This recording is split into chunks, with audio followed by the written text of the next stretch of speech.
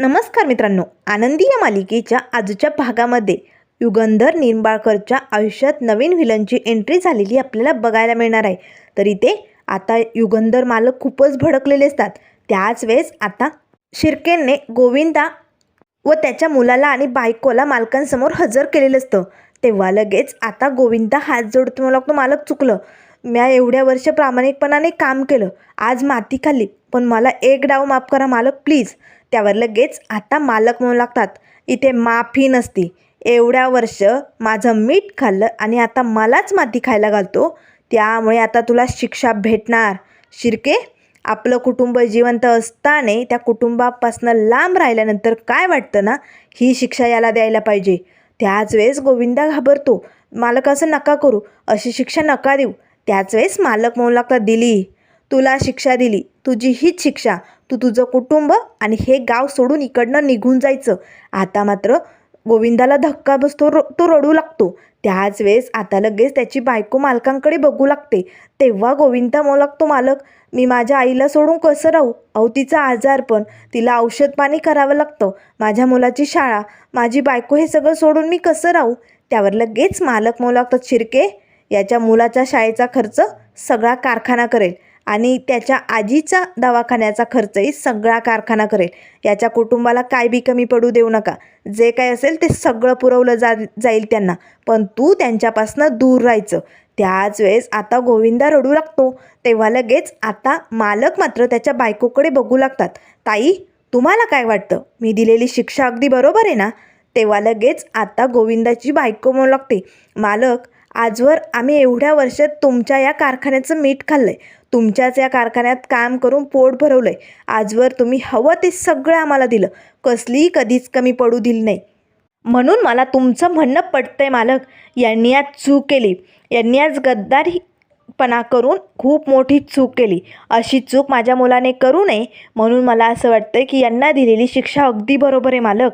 आता मात्र लगेच मालक उठतात, चला शिर्के, यांना आणि यांच्या मुलाला जेव घाला, दोघांकडे लक्ष द्या आणि या गोविंदाला गावातनं लगेच बाहेर काढा. आता मात्र मालक तिकडनं निघून जातात. तर इकडे आता आबा मात्र खूप भडकलेले असतात. तेव्हा ते आनंदीला म्हणू लागतात, आनंदी, तू मोठी चूक केली. आता सरई म्हणू लागतात, हो आबा, तुमच्या या नातींना ना तुमची काही फिकीरच नाही आहे. आरती ताई भडकलेली असते. आता मात्र आनंदी आणि आरची घाबरून जातात, नेमकं काय चाललं आहे, यांना हवेलीबद्दल काही कळालं आहे का. त्याच वेळेस आरती मात्र आरचीला खुणावू लागते, आनंदीला खूप मार्क पडले असं तिला सांगायचं असतं. त्याच वेळेस आरची हळूच आनंदी ताईवरती एवढे का ओरडतात आबा, असे आता आरती ताईला विचारू लागते. तेव्हा आरती म्हणू लागते, अगं आरचे, आपल्या आनंदीचा नंबर आलाय, केंद्रात पहिली आली ती. त्याच वेळेस आता लगेच आनंदी म्हणू लागते, आबा ते. तेव्हा आबा म्हणू लागतात, गप्प बसायचं, आता मी जे बोलेन ना तेच ऐकायचं. एवढी मोठी चूक करताना काहीच वाटलं नाही, आता शिक्षा होणार. आनंदी, आरती, लवकर माझी छडी आण. आता लगेच आरती पटकन टेबलवरती जी खडीसाखरेची वाटी असते ना, ती आपल्या हातात घेते आणि आबांच्या हातात देते. तेव्हा लगेच आबा म्हणू लागतात, आनंदी, हात पुढे कर. आनंदी आता आपला हात पुढे करते आणि म्हणू लागते, आबा नको ना, आबा एक डाव माफ करा, चुकलं माझं.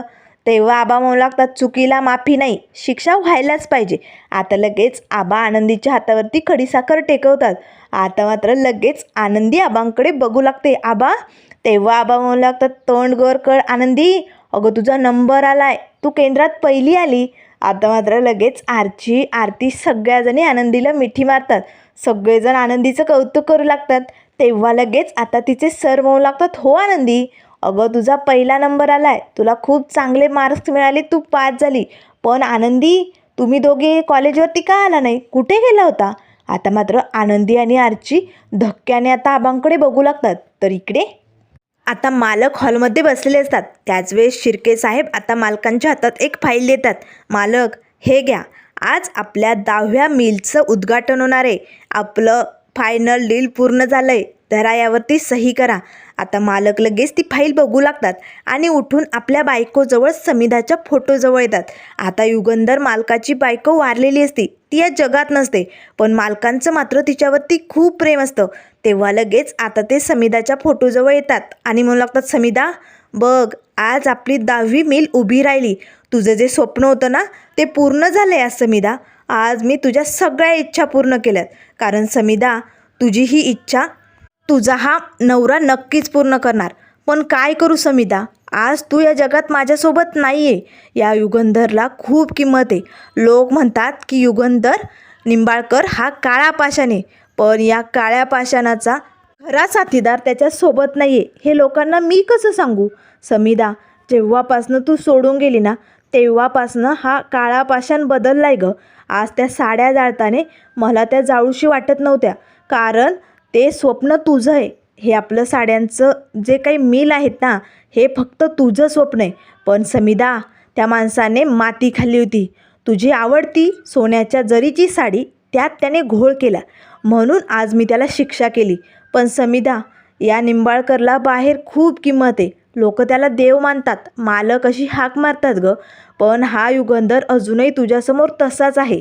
हा युगंधर असा का झाला तुला माहिती? कारण तो फक्त तुझ्या शब्दांचाच मान ठेवायचा, तुझंच ऐकायचा. पण आज या जगात त्याची ही समिधा नाही आहे. म्हणून याला बाहेर किती स्थान असलं, किती मोठेपणा असला, तरी या भिंतीआड त्याचं किती दुःख लपलं आहे ना, हे समिधा फक्त तुला माहिती आहे. अजून अशीच तुझी सगळी स्वप्न मी पूर्ण करणार आहे.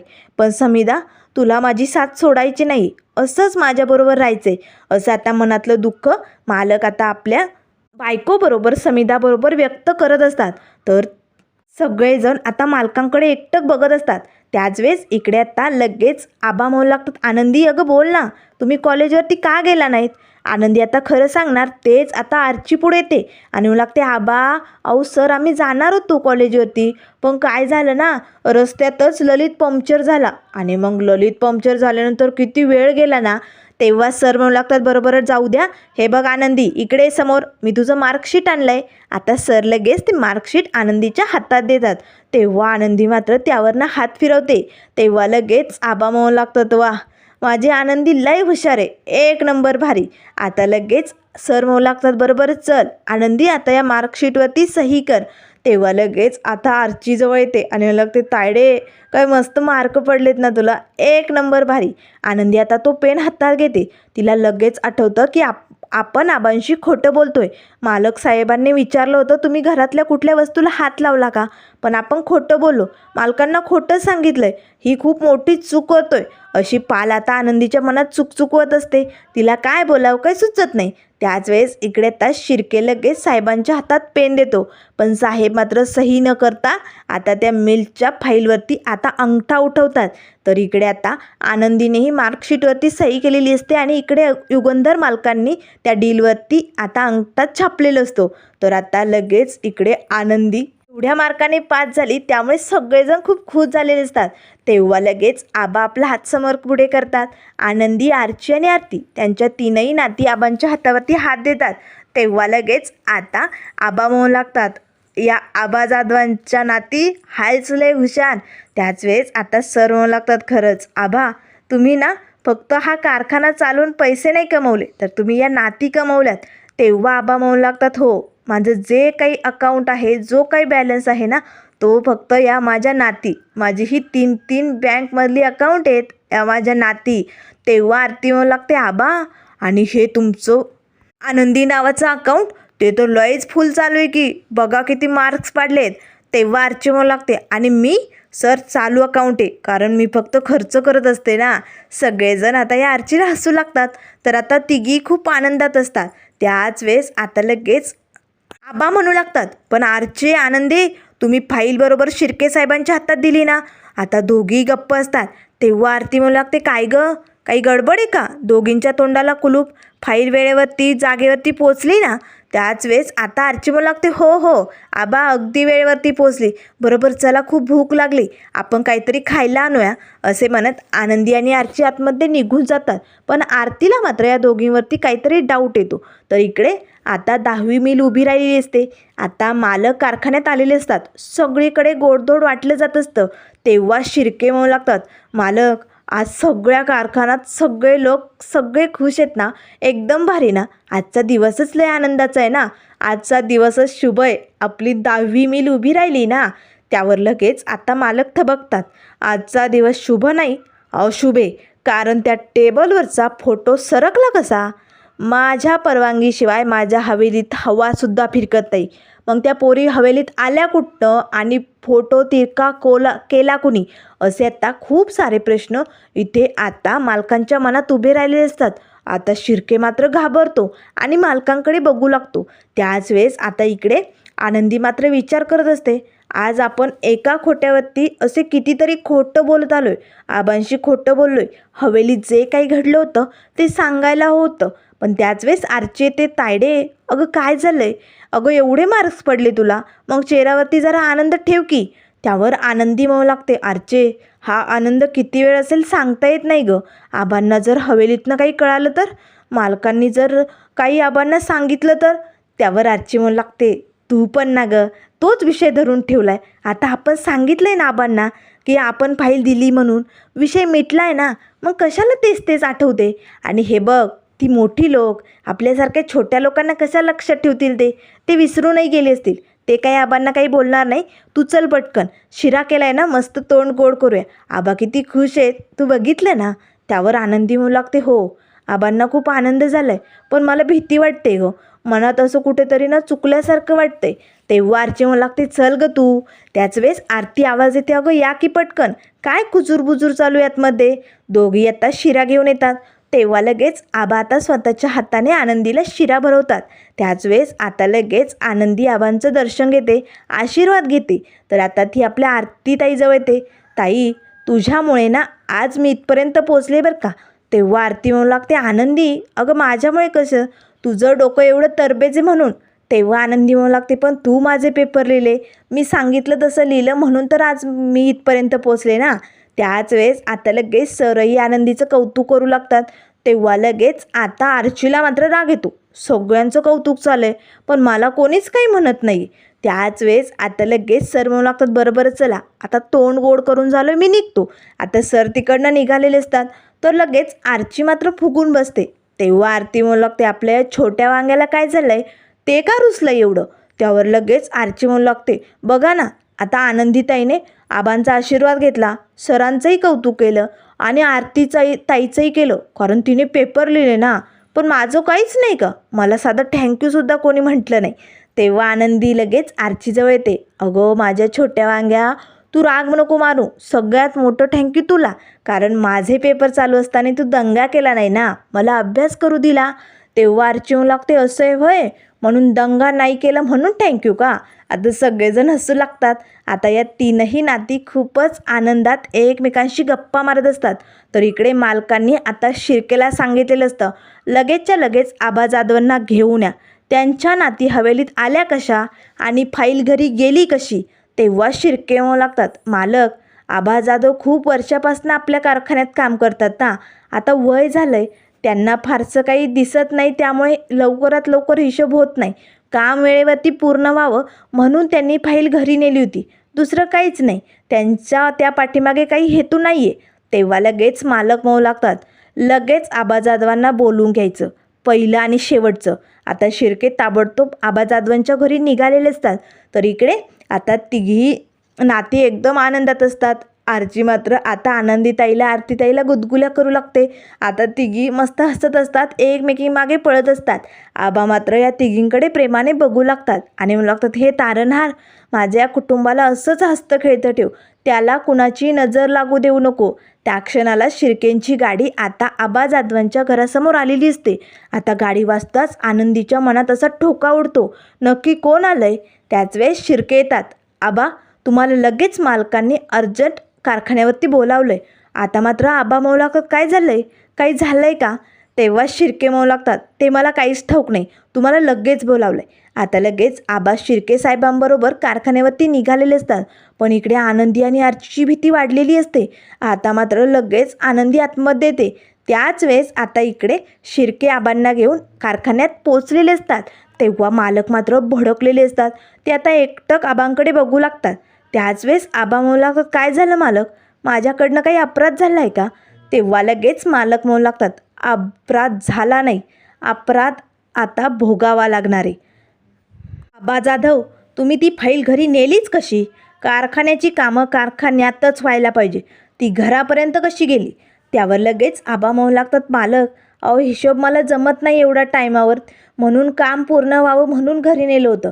पण मी ती शिर्के साहेबांच्या हातात देणार होतो, पण काय करणार, ऐन वेळेस फाईल मागवली म्हणून मी नातींना पाठवलं. त्यांनी पोहोचवली ना फाईल. काही चुकलं का माझं? माझी काही चूक झाली का? त्याच वेळेस इकडे आनंदी आता आरतीताईला सांगू लागते, चूक नाही, अपराध झालाय.